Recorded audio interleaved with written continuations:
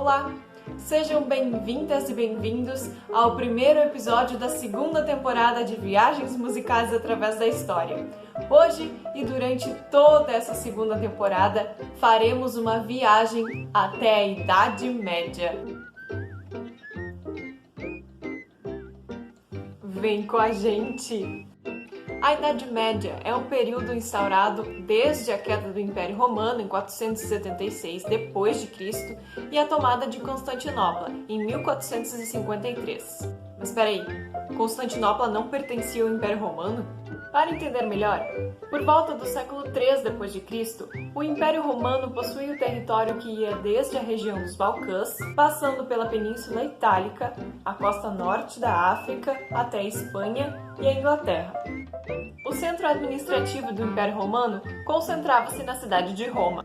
Em 476 d.C., com a queda ocidental do Império, por uma série de motivos, e um deles a expansão do cristianismo, o Império Romano concentra agora o seu poder na parte oriental, sendo assim a sua capital, Constantinopla. O Império Bizantino, como agora era chamado, vigorou até 1453, quando os turcos invadiram Constantinopla. Então, quando ouvirem falar sobre a queda do Império Romano, geralmente está se falando sobre a parte ocidental do Império. Costuma-se dividir a Idade Média em dois grandes períodos.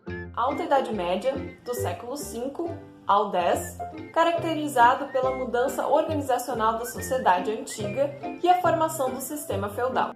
Baixa Idade Média, século XI ao século XV, caracterizado pela dissolução do sistema feudal e a formação do sistema capitalista. Sobre a formação do sistema feudal e sobre a formação do sistema capitalista, poderia falar mais coisas, mas vamos deixar isso para outro momento, certo? Para falarmos de música na Idade Média, é necessário falar sobre a expansão do cristianismo. A Igreja Católica, consolidada no Império Romano, converteu diversos povos para a doutrina cristã, ampliando a sua influência sobre a sociedade, desde o homem pobre ao nobre privilegiado. Na Idade Média, a Igreja passa a ser proprietária de muitas terras, o que a torna senhora feudal da Europa. Nessa época, a Igreja foi grande detentora do saber, compilando manuscritos antigos, tanto cristãos quanto pagãos. Foi ela a responsável pela instituição de escolas, onde se ensinava matemática, geografia, física, química e, claro, a liturgia. Foi devido às liturgias e às missas que a música começou a fazer parte do cronograma da igreja. Você já deve ter ouvido alguém falar sobre canto-chão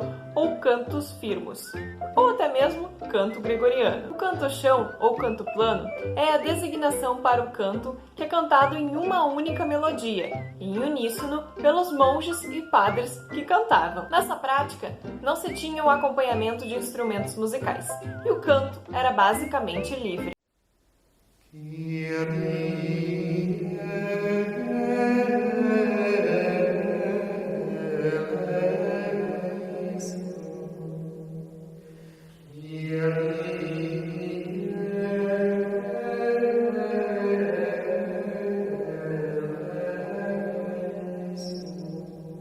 Por ser um canto livre, não se tinha uma abrangência muito grande de notas, e os ritmos eram irregulares, de acordo com a acentuação das palavras e os ritmos naturais das falas na língua latina. Ainda hoje, existem igrejas e abadias que cantam o canto-chão em momentos litúrgicos. No início, quando ainda não se tinha o sistema de notação musical, os cantos eram transmitidos oralmente, o que favorecia as inúmeras modificações melódicas e interpretações. Entre os séculos IV e V, houve uma tentativa de representar os sons por letras. Apesar deste sistema facilitar o trabalho dos técnicos, mas era muito abstrato e complicado para gerar uma escrita musical que pudesse ser compreendida por todos. Em uma tentativa de aperfeiçoamento, eram empregados alguns símbolos sobre os textos litúrgicos, para se poder conversar e transmitir a melodia aos cantores. Surgiu assim a ideia de colocar acima dos textos litúrgicos sinais que pudessem indicar os movimentos melódicos, ajudando a memória dos cantores,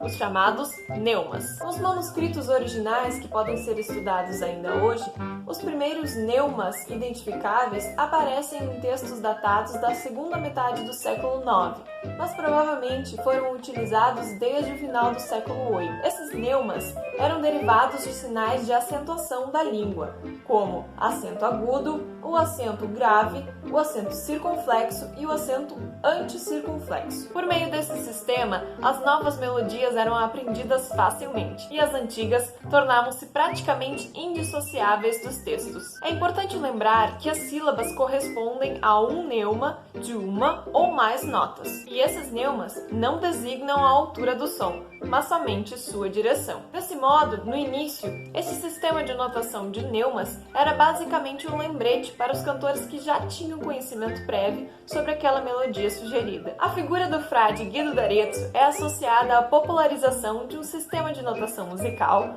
movido por linhas que representam as alturas distintas dos acentos neumáticos já utilizados. Esse método ficou conhecido como solmização. Para esse método, d'Arezzo valeu-se do hino a São João Batista, em que as notas iniciais das frases começavam com as notas conhecidas hoje de Dó, Ré, Mi, Fá, Sol e Lá. A partir das sílabas iniciais de cada frase do hino, d'Arezzo formulou o seu sistema de notas, que ficariam então em Ut, Ré, Mi, Fá, Sol, Lá. O Si, formado com as letras iniciais de Sancte Johannes, foi formado mais tarde, e o Ut, que foi modificado para Dó, por ser de mais fácil entonação.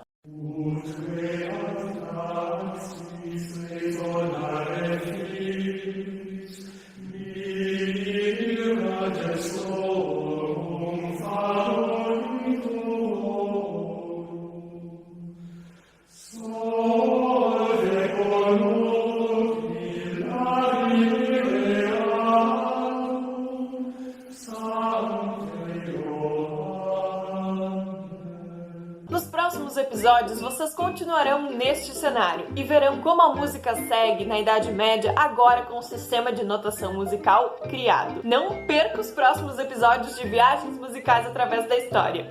Tchau!